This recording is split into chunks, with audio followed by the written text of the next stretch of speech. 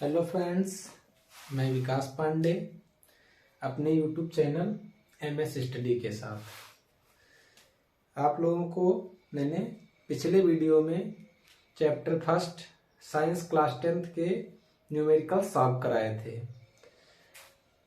और बताया था कि जल्द ही मैं दूसरे चैप्टर का रिवीजन कराने के लिए एक वीडियो लेकर के आऊँगा। तो आगे बढ़ते हैं दूसरे चैप्टर के रिवीजन पर। तो पहले देख लेते हैं चैप्टर। हमारे दूसरे चैप्टर का नाम है अम्ल, क्षारक एवं लवण। हमको बेसिकली इसमें पढ़ना क्या है, एसिड पढ़ना है। तो एसिड में क्या है, एसिड क्या है, व्हाट इज एसिड, अम्ल है क्या, क्षार क्या है और लवण क्या है पढ़ेंगे। इनके कुछ रासायनिक गुणधर्म पढ़ेंगे, इनके पहचानेंगे कैसे, ये सब हमको इस चैप्टर में डिस्कस करना है। तो एक एक करके हम डिस्कस करते चलते हैं। तो सबसे पहले पढ़ लेते हैं हम अम्ल।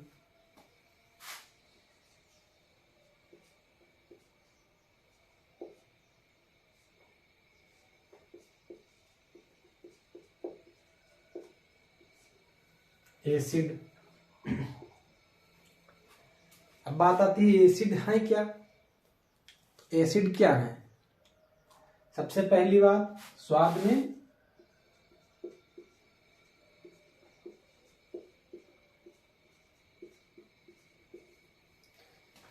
में खट्टे होंगे एसिड, पहला गुण तो ये हो गया। दूसरा गुण इनका क्या होगा, ये नीले लिटमस को लाल कर देंगे।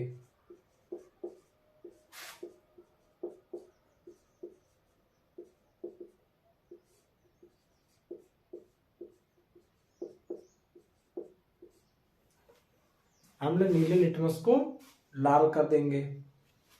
और तीसरा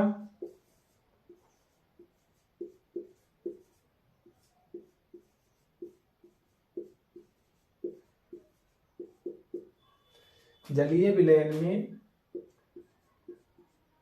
H+ देंगे या H3O+, हाइड्रोजन आयन या हाइड्रोनियम आयन, इसमें से कुछ ही देंगे जलीय विलयन में।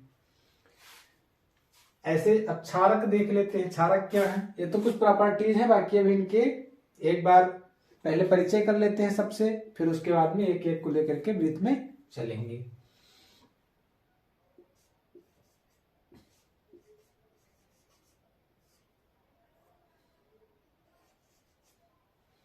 क्षारक,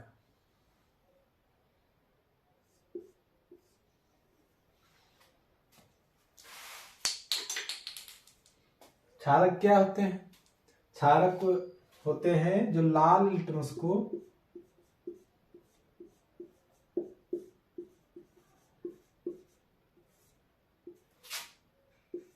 नीला कर देंगे। जलीय विलयन में क्या देंगे,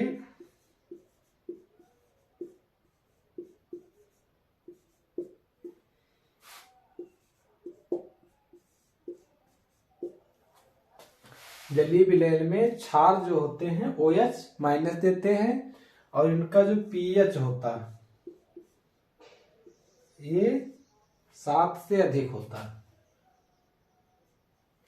और जो इनका pH होता है ये 7 से कम होता है। फिर जो लवण होते हैं,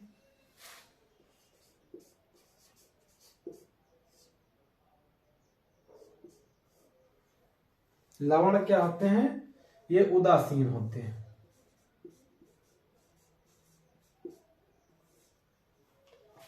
और जब अम्ल और क्षार आपस में रिएक्शन कर लेते हैं तब ये बनते हैं लवण। और अम्ल और क्षार आपस में रिएक्शन करके क्या बनते हैं, लवण और जल बनाते हैं। ये लवण यही है, तो ये क्या होंगे, इस अभिक्रिया को उदासीनीकरण अभिक्रिया कहते हैं। और लवण होते हैं उदासीन, न्यूट्रल होते हैं, इनका pH होता है 7। लेकिन इसमें एक कंडीशन होती है कि जब प्रबल अम्ल और प्रबल क्षार या दुर्बल अम्ल और दुर्बल क्षार रिएक्शन करेंगे तब तो बनेगा उदासीन। लेकिन यदि प्रबल अम्ल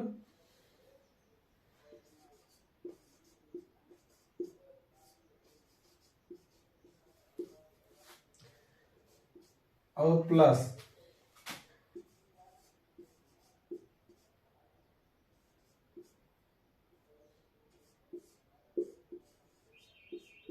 दुर्बल क्षार मिल रहे हैं और फिर रिएक्शन करेंगे तब ये बनाएंगे जो लवण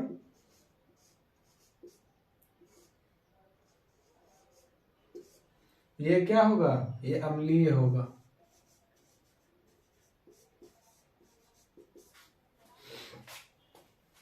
और एक प्रबल क्षार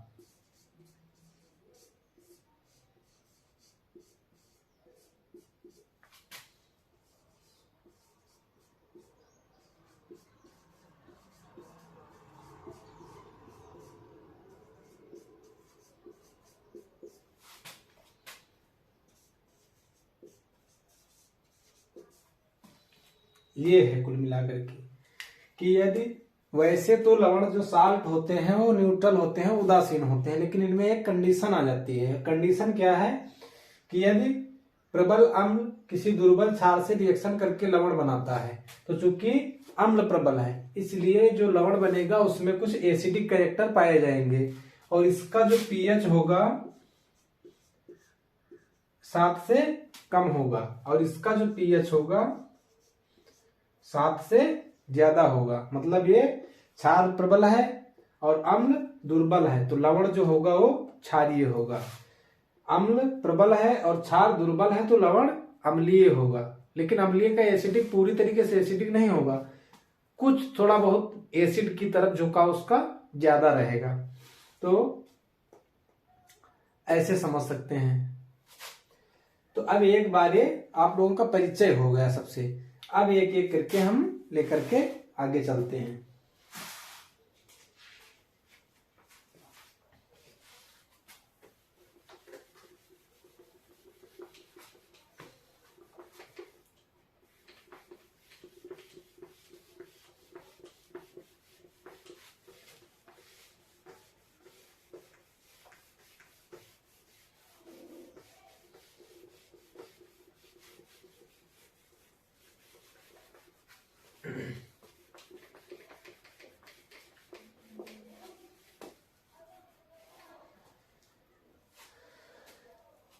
अब हमें पढ़ना है इसमें सूचक।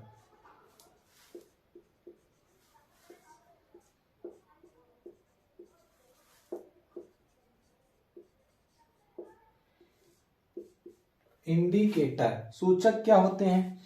तो सूचक हम किन्हें कहते हैं? जो किसी चीज की सूचना दे हमें, वही सूचक। तो ये सूचक कौन से हैं? वह सूचक हैं जो किसी भी पदार्थ के अम्लीय या क्षारीय होने की सूचना देते हैं, तो इनको कहते हैं सूचक। अब सूचक दो टाइप के हो सकते हैं, या तो रंगीन सूचक हो और या तो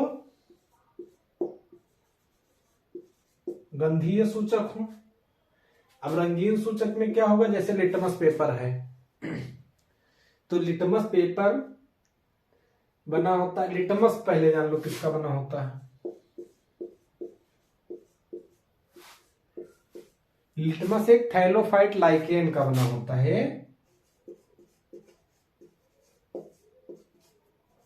लाइकेन का बना होता है, प्राकृतिक सूचक है लिटमस। तो लिटमस क्या है? रंगीन सूचक है। लिटमस पर जब एसिड पड़ेगा और जब बेस पड़ेगा, कोई एसिड और बेस में से जब कुछ पड़ेगा तो अपना कलर चेंज करके फिर सूचना देगा कि ये एसिड है या बेस। ऐसे ही हल्दी भी नेचुरल सूचक है। नेचुरल इंडिकेटर के रूप में हल्दी का यूज किया जाता है। जैसे हल्दी पे चूना डालने पर क्या होता है? हल्दी पर जब चूना पड़ता है तब वो अपना कलर चेंज करके लाल कर लेता है, तो वो भी क्या है? सूचक है, नेचुरल सूचक है। ऐसे ही फिनाल्फिथलीन होता है और मेथिल ऑरेंज होता है, ये सब रंगीन सूचक हैं। और गंधीय सूचक होते हैं, ये वह सूचक होते हैं जो अपनी गंध को चेंज करने के बाद फिर इनकी गंध ही चेंज हो जाएगी जब अम्ल या क्षार के हिसाब से। ठीक, तो ये होते हैं सूचक। बस वैसे थोड़ा इंट्रोडक्शन था।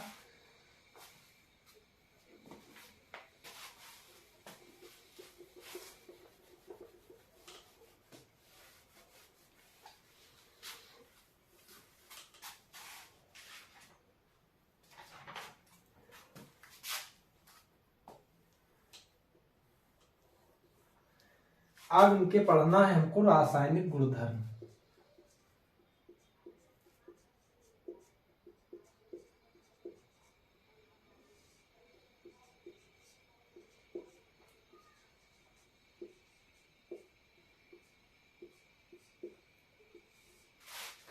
रासायनिक गुणधर्म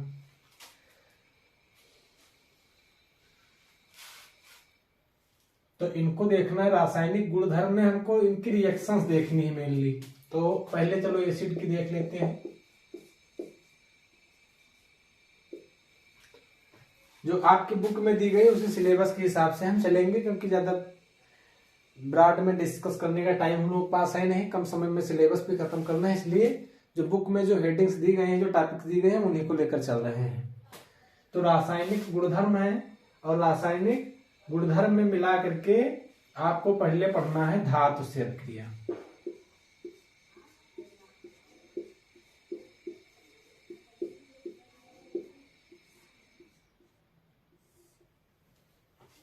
कोई अम्ल है, अगर धातु से क्रिया करेगा तो क्या बनाएगा।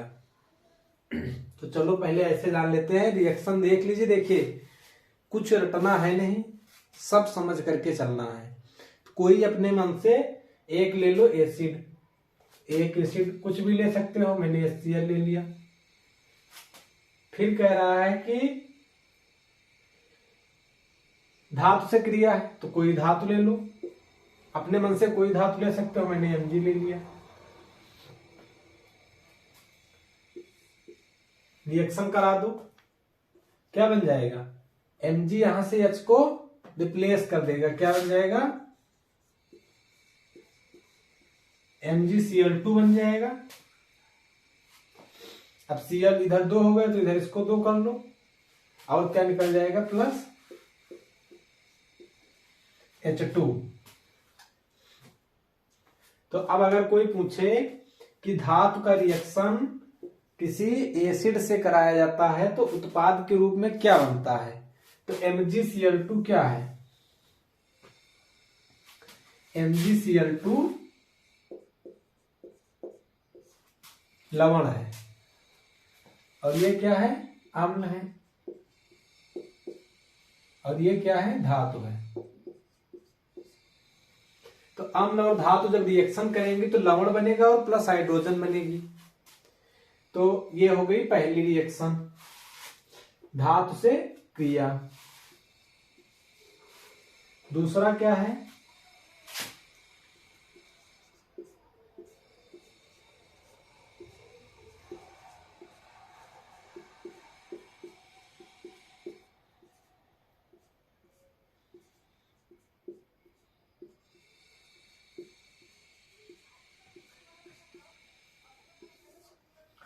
धातु कार्बोनेट से क्रिया। तो धातु कार्बोनेट कुछ ले सकते हो। चलो मैंने ले लिया।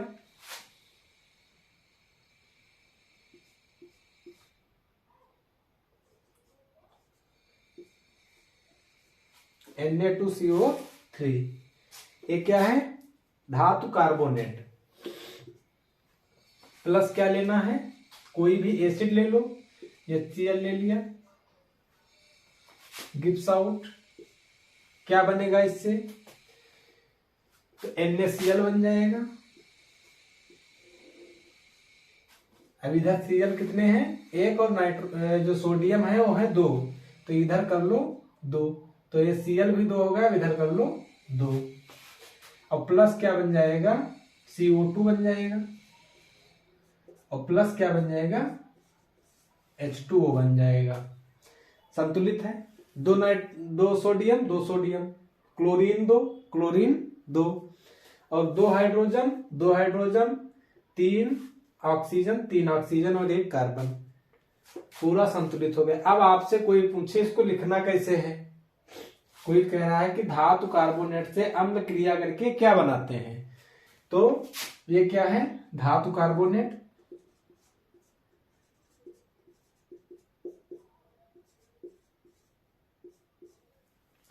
प्लस ये क्या है, अम्ल है।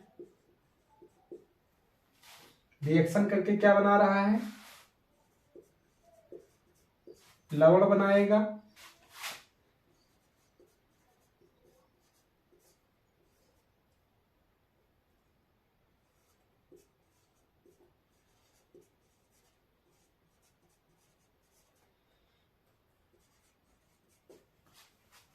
धातु कार्बोनेट अम्ल से रिएक्शन करके लवण बनाएगा, कार्बन डाइऑक्साइड बनाएगा और जल बनाएगा। ये हो गई आपकी दूसरी अभिक्रिया। सब समझते चलना है, रटना कुछ है ही नहीं।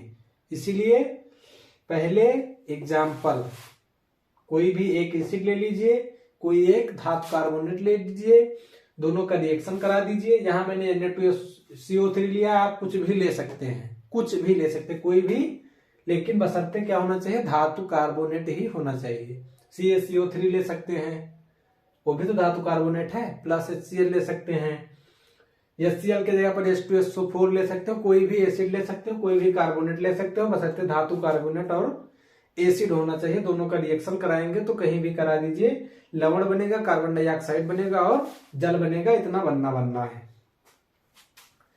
तीसरा है धातु hydrogen carbonate.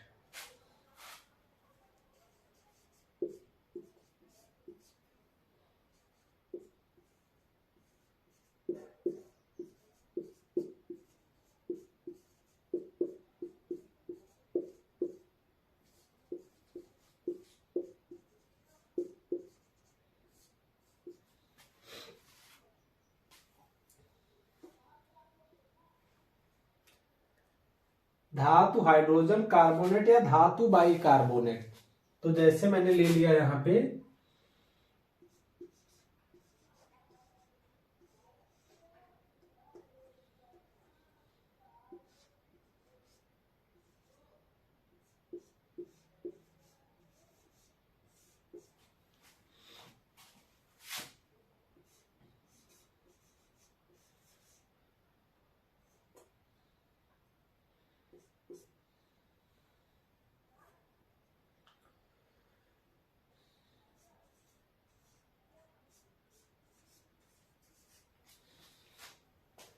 NaHCO3 plus HCl gives out NaCl CO2 और जल। उत्पाद में वही बनना है। यदि आप चाहे धातु हाइड्रोजन कार्बोनेट ले लीजिए, चाहे धातु कार्बोनेट ले लीजिए, दोनों को रिएक्शन कराने के बाद धातु हाइड्रोजन कार्बोनेट को कराओगे तब भी लवण, जल और कार्बन डाइऑक्साइड ही बनेगा। धातु कार्बोनेट का कराओगे तब भी बनेगा, और हाइड्रोजन कार्बोनेट का कराओगे तब भी लवण, जल और कार्बन डाइऑक्साइड ही बनना है। अब आपकी चौथी रिएक्शन जो है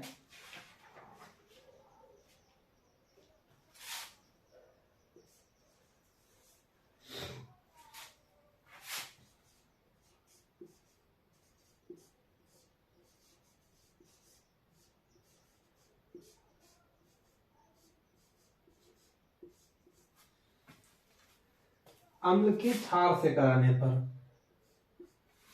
तब आप अम्ल की क्षार से कराएंगे तो अभी मैंने आप लोगों को जब लवण बताया था तो बताया था लवण क्या होते हैं, अम्ल और क्षार के पारस्परिक उदासीनीकरण क्रिया के उत्पाद होते हैं। तो अम्ल और क्षार में जब रिएक्शन होगा तब क्या बनेगा, लवण बनेगा प्लस जल बनेगा। जैसे ले लिया मैंने H2SO4 ले लिया, क्या है, अम्ल है।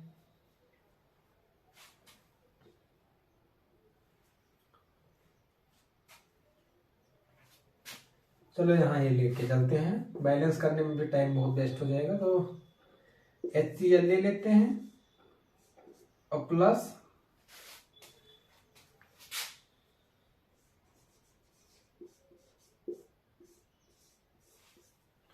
CaOH का होल ट्वाइस ले लेते हैं तो HCl और Ca, तो CaCl2 बनेगा। यहां इसको 2 कर लो तो 2H 2 4H प्लस 2H2O बन जाएगा 10। अगर यहाँ H2SO4 भी लेते तो क्या करते, डायरेक्ट पहले CaSO4 लिख लेते। देख लो, भी देख लीजिए।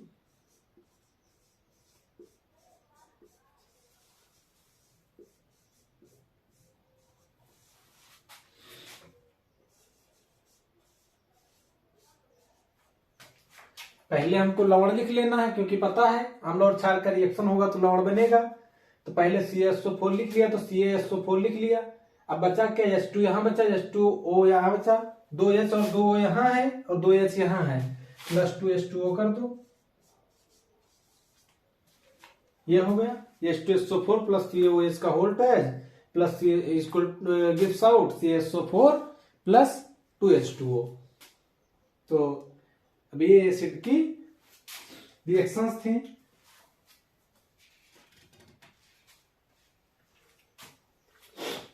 अब ये ऊपर वाला हो गया होगा तो एक और लिखना है, भी बता दें।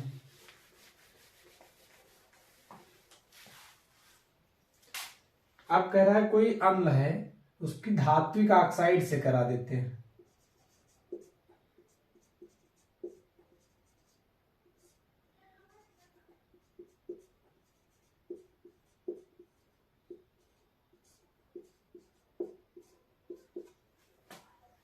तो कोई अम्ल है, मान लो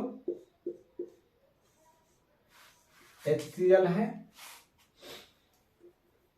और धात्विक ऑक्साइड Na2O से करा दिया गया रिएक्शन, तो क्या बन जाएगा,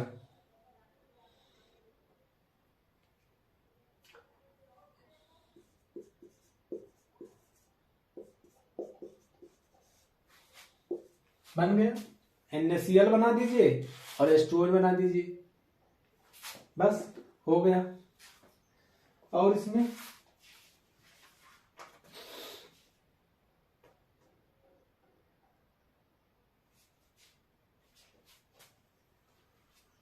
तो अब ये जो एसिड के रिएक्शंस थे आपके, वो एसिड के रिएक्शंस कंप्लीट हो गए। अब आपको पढ़ना है क्षार के रिएक्शन। क्षार की क्या रासायनिक गुणधर्म है वो देखना है आपको।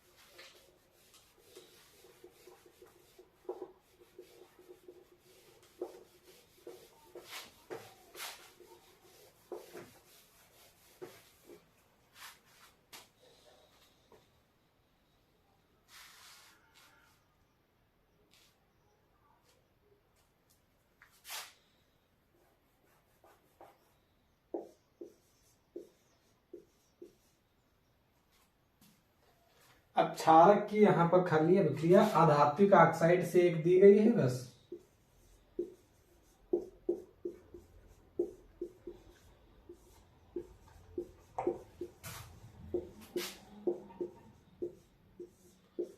अधात्विक ऑक्साइड के साथ रिएक्शन दिया गया है, तो आप लोगों ने पढ़ाई, ये एग्जाम्पल कई बार बता चुके हैं, यही याद कर लो। CaOH का whole twice plus CO2। CO2 क्या है, अधात्विक ऑक्साइड है, और गिब्स आउट क्या बन रहा था,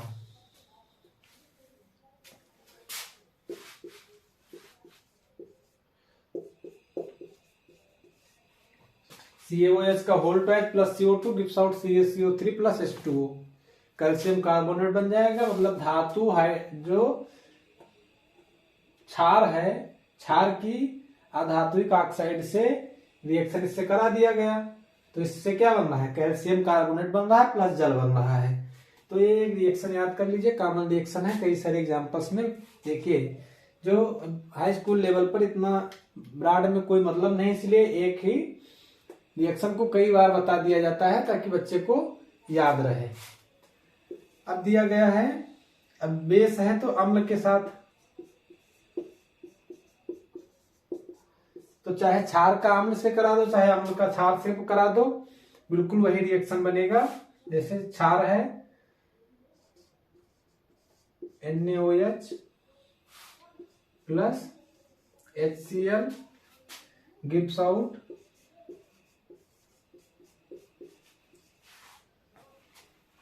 NaOH प्लस HCl, NaOH है क्षार, HCl है अम्ल।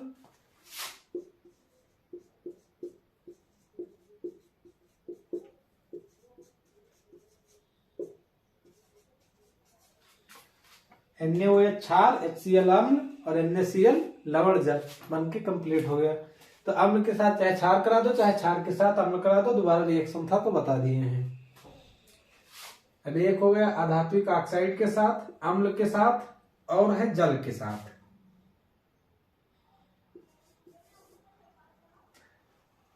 चलिए ये इसमें नहीं बता रहे हैं। अब आगे जो है एक टर्म आता है,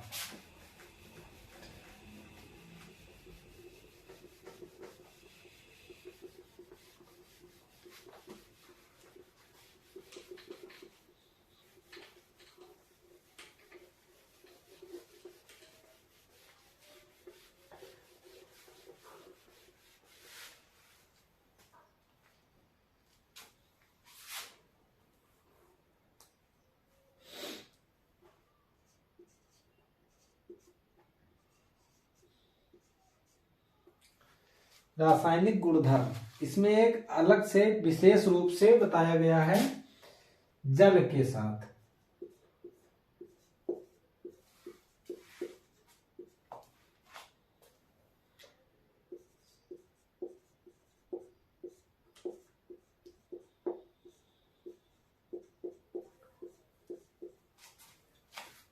जल के साथ अम्ल एवं क्षार के रिएक्शन। तो ये आप लोगों को मैंने पहले बताया है, जब परिचय बताया था कि अम्ल जब जल से मिलेगा तो क्या बनाएगा, H प्लस आयन या H3O प्लस आयन, ठीक। और जब बेस मिलेगा जल में तब वो बनाएगा OH माइनस आयन, ठीक। तो उसी को देख लेते हैं, ऐसे पहले लिख लो।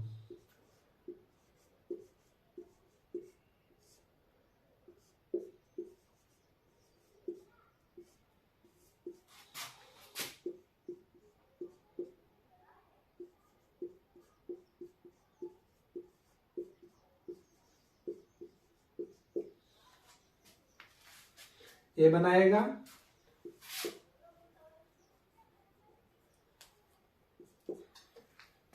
ठीक, H प्लस बनाएगा या H3O प्लस बनाएगा, बाकी जो उसके साथ जुड़ा हुआ और है उसका निगेटिव बना लेगा। जैसे एग्जांपल के रूप में देख लेते हैं, एक है HCl प्लस H2O किया गया तो गिव्स आउट। HCl किस में टूटेगा, H प्लस और Cl माइनस में टूटेगा, और H2O इधर है और H प्लस A, मतलब इसको पहले तोड़ ही लेते हैं। H plus plus Cl minus में टूट जाएगा और प्लस H2O गिव्स आउट। ये क्या करेगा, इसको ऐसे बना लो, ये मैंने खाली समझने के लिए बना दिया है, बाकी कोई मतलब नहीं है। तो देखो HCl जल में क्या दे रहा है, H प्लस दे रहा है, लेकिन जब आप पूरा आगे देखेंगे तो बनेगा H3O प्लस और प्लस Cl माइनस। ये है जब अम्ल को जल में मिलाया जाता है, जलीय विलयन में अम्ल H3O प्लस हाइड्रोनियम आयन देता है, ठीक। फिर क्षार को देख लेते हैं इसे,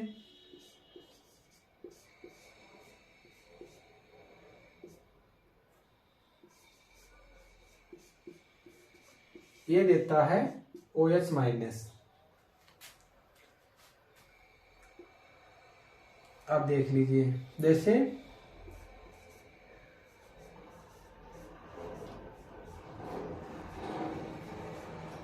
NaOH plus H2O gives out, क्या बन जाएगा?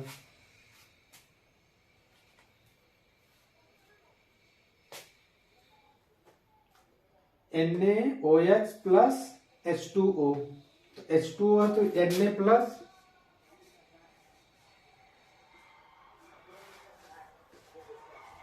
प्लस OH माइनस, इसी में तो टूटेगा, Na प्लस में टूटेगा, OH माइनस में टूटेगा। तो यही हो गया आप लोगों का। जल में क्या दे रहा है? क्षार OH माइनस, और एसिड क्या दे रहा है जल में? H3O प्लस या H प्लस आयन। तो जल के साथ अम्ल एवं क्षार, ये जो हेडिंग थी इसमें पूरा यही होता है।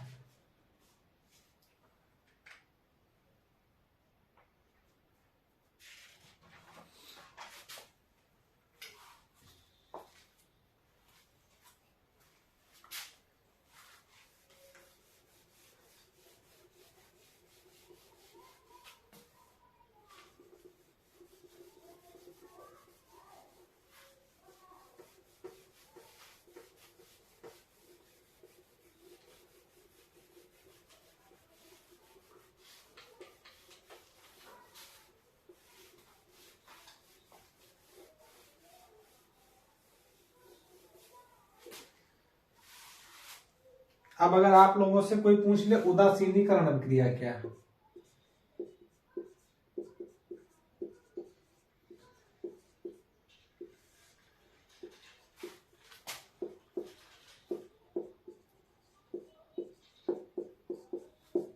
ये अभिक्रिया आपसे कोई पूछ ले तो क्या बताएंगे?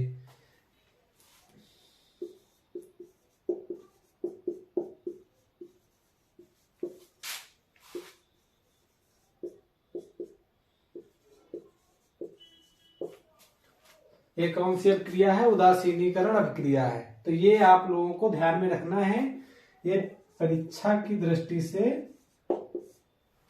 इंपॉर्टेंट है, इसीलिए मैंने इसको तीसरी बार बताया। ये उदासीनीकरण अभिक्रिया तीसरी बार बताया क्योंकि ये परीक्षा की दृष्टि से इंपॉर्टेंट है, इससे क्वेश्चन पूछ लिया जाता है। अब इसके आगे आप लोगों को पढ़ना है प्रबलता। चलिए इसको इरेज करें फिर बताएं।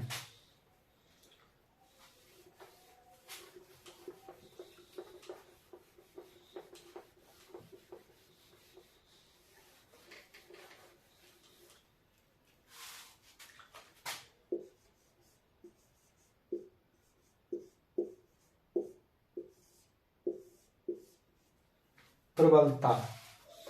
अब आप लोगों ने इतनी देर से अम्ल पढ़ा, क्षार पढ़ा, मतलब एसिड पढ़ा, बेस पढ़ा। अब आप लोगों से अगर कोई पूछे कि अगर हमें प्रबलता ज्ञात करनी है किसी एसिड की या किसी बेस की, तो प्रबलता कैसे बताएंगे? उसके लिए कोई उपाय आप लोग दिमाग में चल रहा होगा, इतनी देर से बता रहे हैं, क्यों भाई? तो बताओ। चलो ठीक है। तो प्रबलता, अब प्रबलता कैसे पता करेंगे? सबसे बड़ी बात अभी मैंने जब बताया कि एसिड जब जल में रिएक्शन कराएंगे, एसिड को जल में घोलेंगे तो क्या देगा? H प्लस देगा या H3O प्लस देगा। तो अगर देखिए एसिड का क्या काम है? H3O प्लस या H प्लस आयन जल में देना। तो जिसका जो काम है वो उस काम को जितने जल्दी कर लेगा उतने ज्यादा उसकी क्षमता होगी ना। अभी कोई काम आपको दिया जाए और कहा जाए आपका ये काम है, और दो लोग बैठे हैं, उनमें से पता करना है कि किसकी क्षमता या प्रबलता ज्यादा है काम करने की। तो जो काम दिया गया है, जो व्यक्ति पहले उस काम को जितने जल्दी कर देगा उतने ज्यादा उसकी प्रबलता या दक्षता या क्षमता हो जाएगी। तो इसी तरीके से अगर एसिड की प्रबलता आप लोगों को पता करनी है तो उसको जलीय विलयन बना लीजिए, और जल में जितने जल्दी जो एसिड जितनी जल्दी देगा H+ या H3O+ आयन, सबसे ज्यादा प्रबल वही होगा। ठीक, तो एसिड प्रबल कैसे पता करेंगे? H+ आयन के द्वारा जल में घोल दीजिए, जो जल्दी H+ देगा वो ज्यादा प्रबल, जो देर में देगा वो कम प्रबल। अब ऐसे ही ये तो हो गया एसिड का। और अगर बेस का पता करना हो तो बेस क्या देता है? OH-। तो अगर बेस को पानी में विलयन बनाया जाए, जलीय विलयन बनाया जाए किसी क्षार का, तो जितनी जल्दी OH- दे देगा उतना ही प्रबल क्षार हो जाएगा। ठीक, या और कैसे पता कर सकते हैं? लिटमस पेपर ले लीजिए, उस पे एसिड डालिए, तो जितनी जल्दी वो लाल कर दे, उसका कलर चेंज कर दे, उतने हाई जो है एसिड हो जाएगा, और जितने जल्दी उसको नीला कर दे तो बेस हो जाएगा। बस यही देखना है कि कितनी जल्दी कौन कर रहा है, जो काम दिया गया उसको कितनी जल्दी कोई पूरा कर ले रहा है। ठीक, जितनी जल्दी पूरा करेगा मतलब अपने काम के प्रति उसकी क्षमता कितनी ज्यादा है, उसी को प्रबलता कहेंगे। तो कोई भी एसिड है, जलीय विलयन बनाया जाएगा, जितनी जल्दी वो H+ देगा, H+ देने की क्षमता ही एक प्रकार से कह सकते हो कि प्रबलता है। ठीक, फिर इनकी प्रबलता एक स्केल होती है,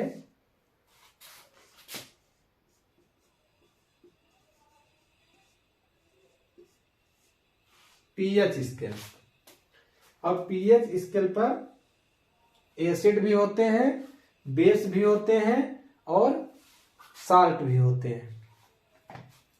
अब यहां से बीच में एक लाइन खींच लिया, इसको थोड़ी लंबी कर लो और यहां लिख लो 7। ठीक, अब ये कौन सी लाइन है? ये उदासीन है, ये 7 पे उदासीन है। इधर क्या है? 8, 9, 10,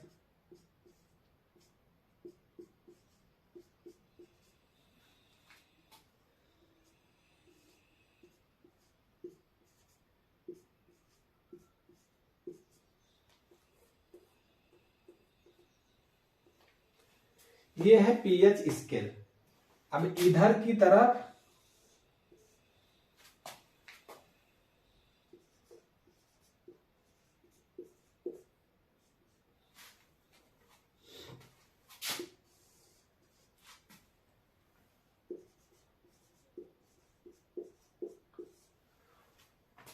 मतलब अगर pH स्केल पर इधर की तरफ बढ़ेंगे तो अम्लता बढ़ेगी,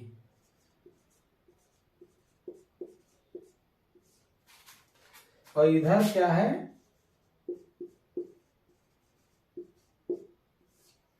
क्षारकता। मतलब किसी भी पदार्थ की जो pH स्केल पर वैल्यू है वो जितनी कम होगी एसिडिटी उतनी ज्यादा होगी। मतलब एसिडिटी किसी चीज की अगर pH स्केल पर उसका नापा जाता है और pH वैल्यू उसकी जितनी कम आएगी, मतलब 0 के जितने नजदीक होगी, उतने ज्यादा pH वैल्यू उसकी क्या होगी? क्या होगी? उसकी एसिडिटी का बढ़ेगी। मतलब यहां है उदासीन, इधर से इधर बढ़ोगे तो प्रबलता बढ़ती चली जाएगी। मतलब 0 की तरफ जैसे जैसे आप बढ़ते जाओगे उससे वैसे वैसे इसकी एसिडिटी बढ़ेगी, और जितने जो है उदासीन मतलब 7 से आगे बढ़ोगे तो क्षारकता बढ़ेगी। pH स्केल पर वैल्यू 1 से 14 तक के बीच की होती है। ये नहीं कि अब यहाँ पता लगे 15, 16, 17, 18 करते चले जाओ। pH स्केल पर वैल्यू केवल 14 तक दी जाती है। तो अगर कोई पूछे कि कोई दिया गया है, मैटर दिया गया है, एक का pH 14 है और एक का 8 है। अब कोई आपसे पूछ ले कि कौन ज्यादा बेसिक है, किसकी बेसिडिटी ज्यादा है, तो जिसका pH स्केल पर वैल्यू ज्यादा होगी उसकी बेसिसिटी ज्यादा होगी। तो बेसिसिटी किसकी ज्यादा होगी? क्षारकता किसकी ज्यादा होगी? 14 वाले मॉलिक्यूल की। ये मान लो X है और ये y। पूछे कोई x ज्यादा क्षारीय है कि y, तो x ज्यादा क्षारीय है। अभी कोई कह दे कि 1.6 एक की है और x की और y की कितनी है 6। कोई पूछ ले कौन ज्यादा एसिडिक होगा, तो जिसकी 1.6 है वही ज्यादा एसिडिक हो जाएगा। अब एक नाम सुनते होंगे अम्ल वर्षा।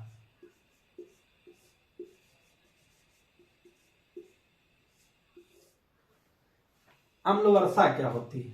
तो अम्ल वर्षा उसे कहते हैं जब पीएच की वैल्यू क्या होगी 5.6, पीएच की वैल्यू 5.6 से जब कम हो जाएगी, पानी बरसा और उस पानी जो पानी बरस रहा है या तो उसकी जब पीएच वैल्यू 5.6 से कम हो जाएगी, तब उस प्रकार की वर्षा को कहेंगे अम्ल वर्षा। इतनी बात समझ में आई? अब इतनी बात समझ में आई तो हम प्रबलता पढ़ा रहे थे। तो प्रबलता में एक आता है टर्म तनुकरण, एक टर्म आता है तनुकरण। तो अब तनुकरण क्या है? मान लीजिए कि कोई एसिड है, ठीक। अब एसिड को किसी वाटर में डिजॉल्व किया गया, वाटर में विलयन बनाया गया एसिड का। तो पहले उसका मान लो x प्रति सेंटीमीटर क्यूब था आयतन, एसिड का x प्रति सेंटीमीटर क्यूब आयतन पहले था।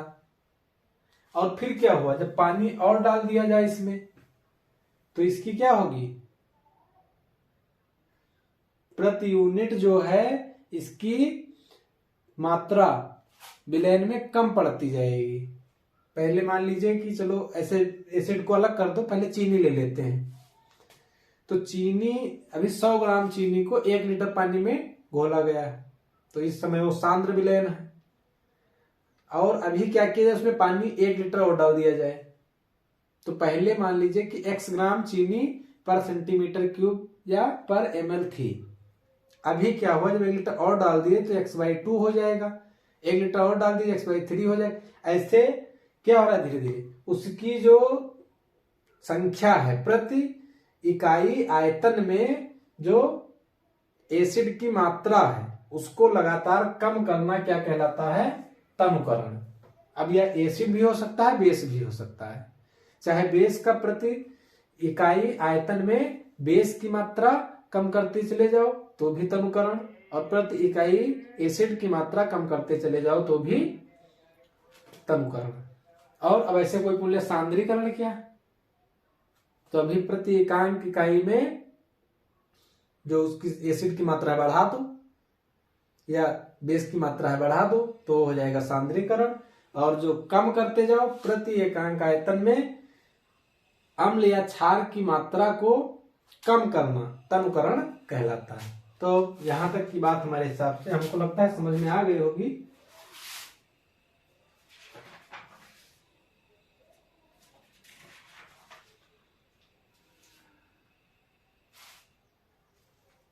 अब जो पीएच है, पीएच चलो साफ कर ले फिर बता रहे हैं।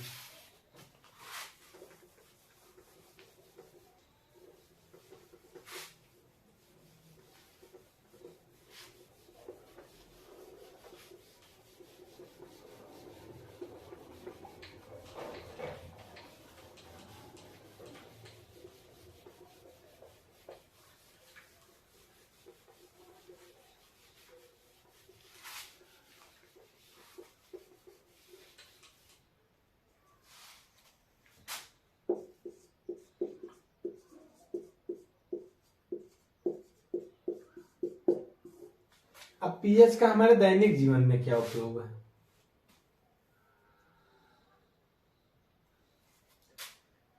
पीएच का दैनिक जीवन में क्या उपयोग है? तो पीएच मतलब और कुछ नहीं होता है, बस यही होता है कि पीएच वैल्यू से हमको ये पता चल जाएगा कि पदार्थ एसिडिक है या बेसिक है। तो अब हमको इससे दैनिक जीवन में हमारे उपयोग क्या है, तो पहला तो है अभी जो हम अम्ल वर्षा बता दिए थे, अम्ल वर्षा कैसे हम जाने कि अम्ल वर्षा है, उसका पीएच नापे, पीएच 5.6 से कम था तो कह दिए एसिड रेन हुई है। ठीक, दूसरा क्या है, हमारे जो मनुष्यों का पीएच होता है, मनुष्यों के पीएच में 6-7 के बीच में होता है, मतलब एक मिनट, मनुष्य के जो पीएच होता है उसमें लगभग 7 के ही इर्द गिर्द में रहेगा, नहीं बहुत एसिडिक भी नहीं होगा, बहुत बेसिक भी नहीं होगा, 7 के थोड़ा इधर इसी बीच में हो सकता है। तो हमारे पेट में आप लोगों को पाचन तंत्र में, आप लोगों को जब बायोलॉजी पोर्शन आएगा तो उसमें बताएंगे पाचन तंत्र है, तो एसिडिक जो मीडियम होता है, एसिडिक मीडियम में ही भोजन पच पाता है। पचाने के लिए हमारे पेट की जो वाल होती है उसमें से उधर जो HCl निकलता है, हमारे पेट की दीवार से, स्टमक की वाल से HCl निकलता है जो फूड को पचाने के लिए एसिडिक मीडियम उत्पन्न करता है। लेकिन कभी कभी क्या होता है, अभी एसिडिक पेट में भी एसिडिक एसिड खा भी लिए तो कभी कभी ये एसिड ज्यादा ही निकल जाता है कुछ। अब काम भर का निकला तब तो ठीक है, ज्यादा निकल गया तब क्या होगा, एसिडिटी आप लोग सुनते होंगे, बहुत लोगों को कहते सुना होगा कि एसिडिटी से परेशान है, तो ये वही एसिडिटी। हमारे भोजन को पचाने के लिए HCl आवश्यक तो है, लेकिन जब यही HCl अधिक मात्रा में रिलीज होने लगेगा तब क्या होगा, जो यूज था, जितना यूज था वो हो गया, बाकी जो बचा उसका क्या करें, तो उसको जो बचा होता है वही एसिडिटी उत्पन्न करता है, पेट में एसिडिटी हो जाएगी। तो इसके उपचार के लिए क्या खाते हैं, एंटासिड लेना पड़ता है। एंटी एसिड मतलब एंटासिड, जब आप एंटासिड लेंगे तब पेट की एसिडिटी खत्म होगी। तो ये हो गया हमारे पाचन तंत्र में। और क्या होता है, दांत लगातार पीएच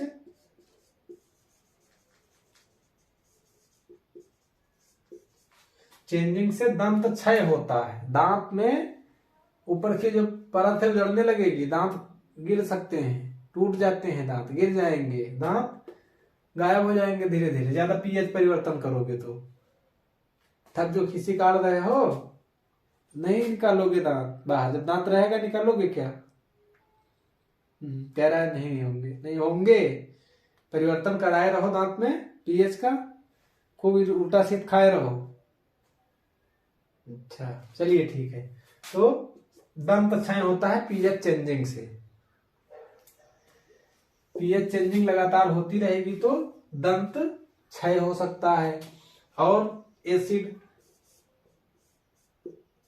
एसिड की ही चर्चा हो रही है यहाँ पे, तो कुछ एक्स्ट्रा जान लीजिए कि जो विष होता है उसमें भी एसिड होता है। अब हम लोगों को कभी कभी किसी को मधुमक्खी काटी, इसमें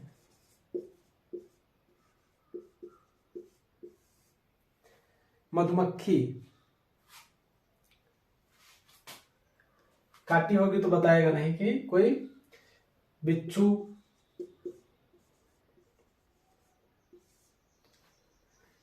ये सब जो होते हैं चींटी, इनके सबके जो डंक होते हैं, इन डंक में क्या होता है, एसिड होता है।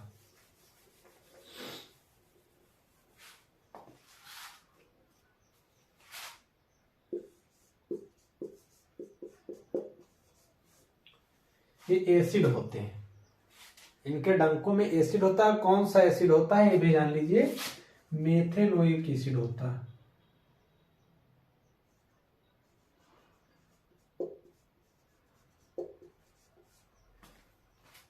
सबसे महंगा तरल पदार्थ बिच्छू का जहर होता है। तो मेथेनोइक एसिड इनके डंक में होता है।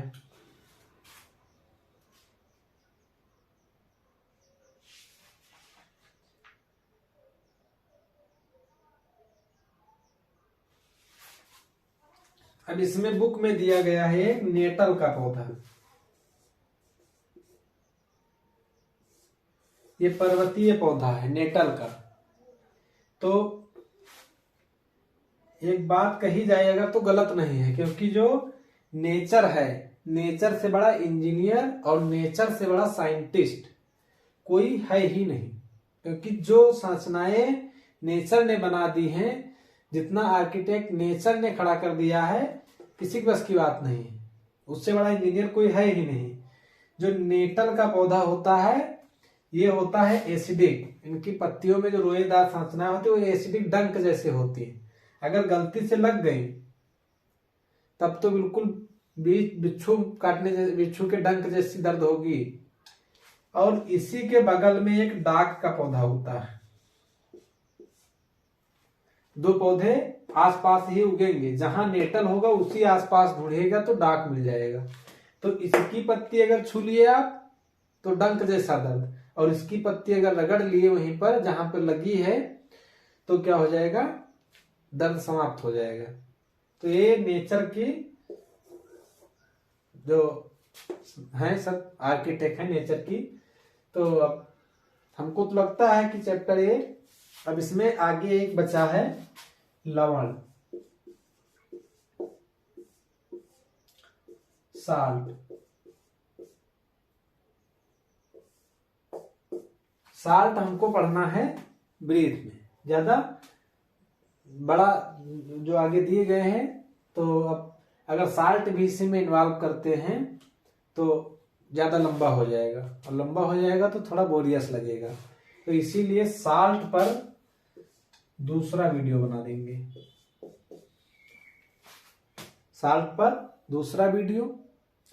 तो अभी अम्ल और क्षारक ये दो समझा दिया गया है इसमें पूरा।